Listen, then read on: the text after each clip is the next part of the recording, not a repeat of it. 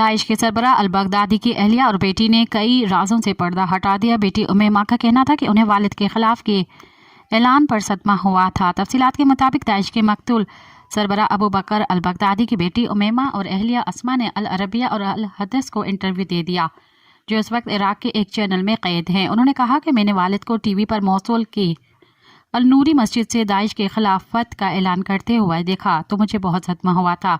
उमैमा ने इंकशाफ किया कि अल-बगदादी के खिलाफत के ऐलान के बाद पूरे ख़ानदान की ज़िंदगी बेतहाशा पाबंदियों की ज़द में आ गई थी। तैयारों के खौफ से उन्हें बाग से बाहर जाने की इजाज़त भी नहीं थी। पड़ोसियों के यहाँ भी नहीं जा सकते थे। मज़ीद ख़बरन ऐं तफ़सीलात लाइ विज़िट कयो असांजी वेबसाइट www.awamiNewsHD.com ऐं ॾिसंदा रहो अवामी न्यूज़ HD।